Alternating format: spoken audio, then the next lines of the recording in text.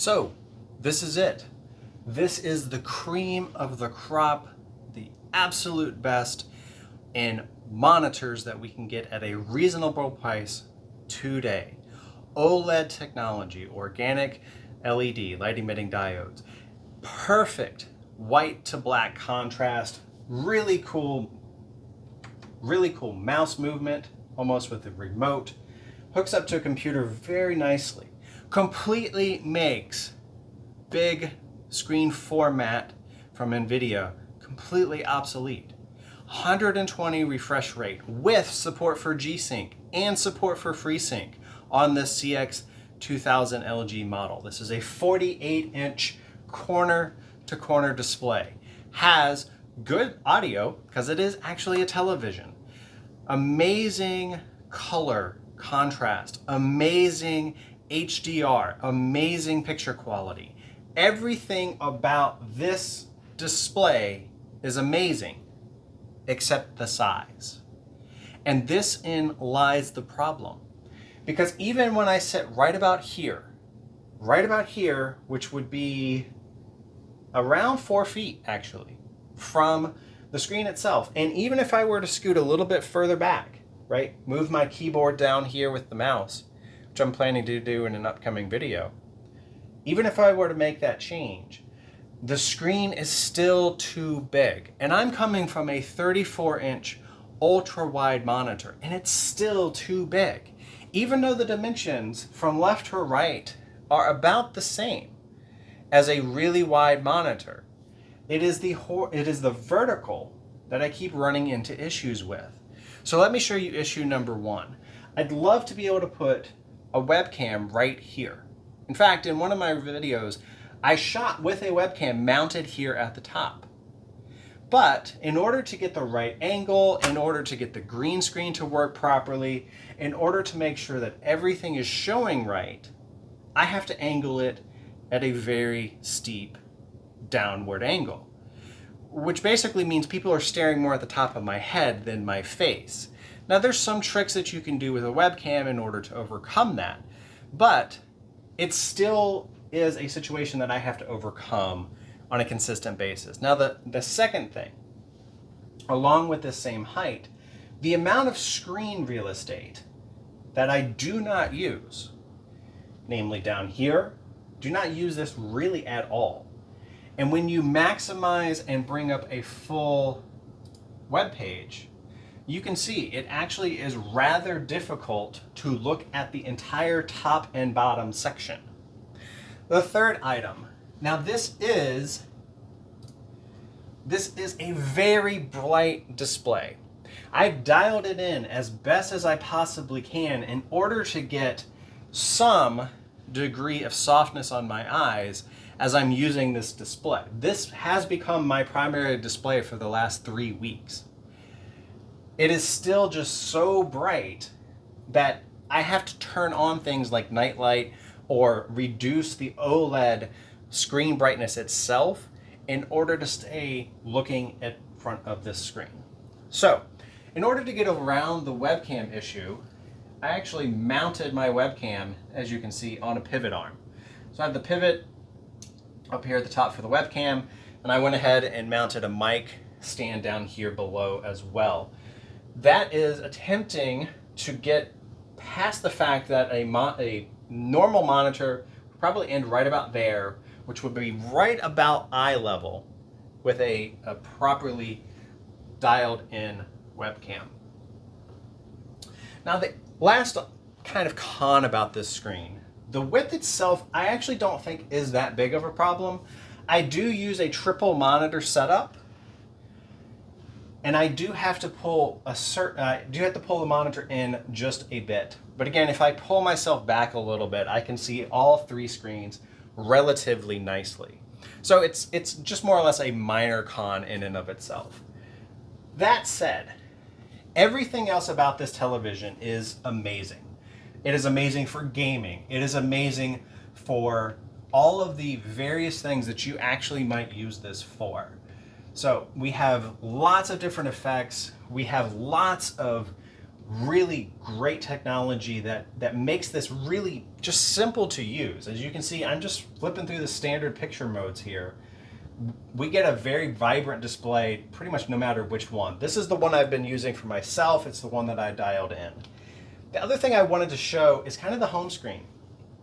So this is about what you would expect from an Apple TV, an Android TV, or some of these other interfaces. In fact, it even includes Apple Television, the TV service from Apple, inside of the main application.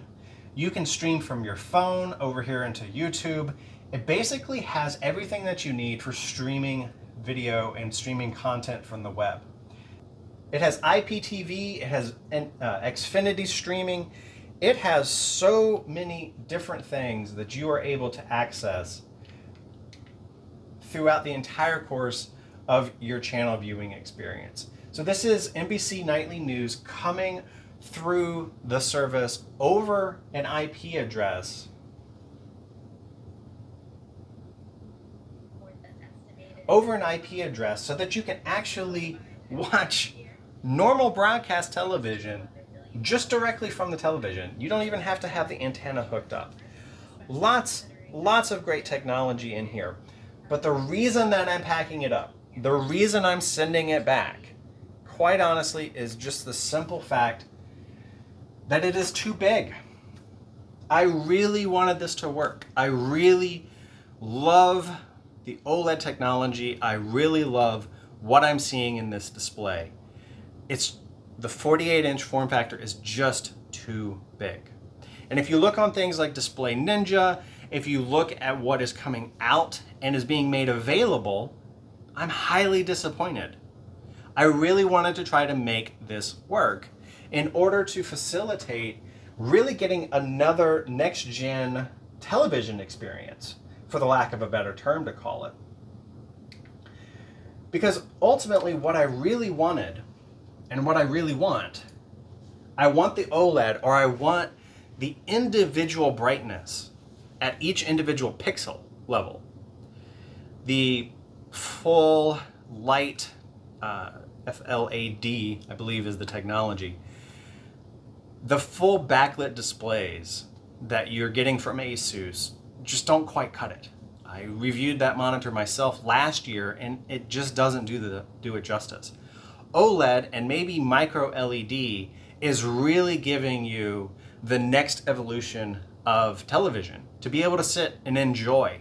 This has HDMI 2.1, which means it's going to work with the PlayStation and the Xbox that are coming up. It's going to give you that super fast refresh rate of 120, very fast for a television. I understand that there are even faster panels that are out and coming out.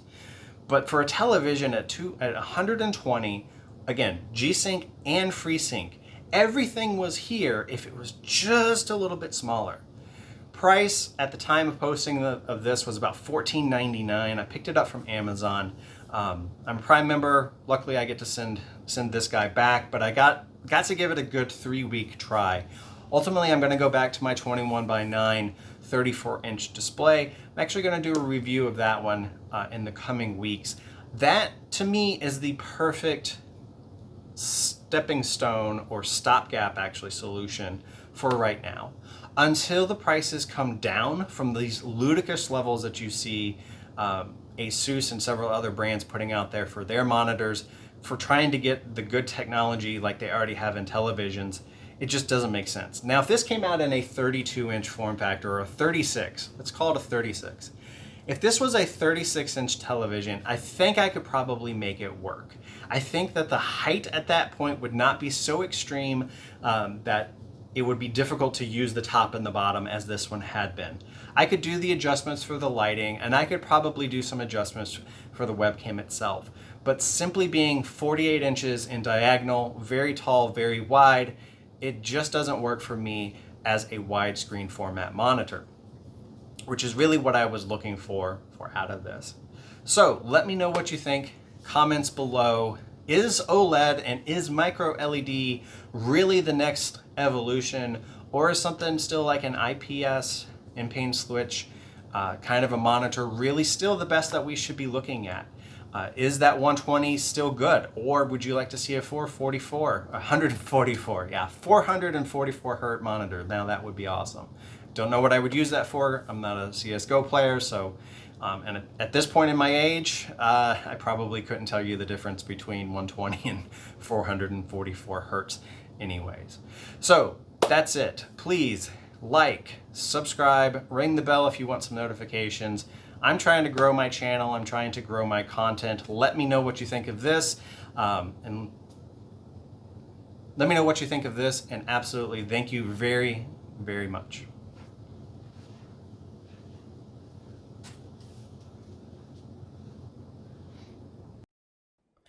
So I want to give it a little bit of a voiceover on what you're seeing here. This is how I would normally use the monitor. And right here you can see the difference between the 4K and an IPS. That's a 1440p IPS.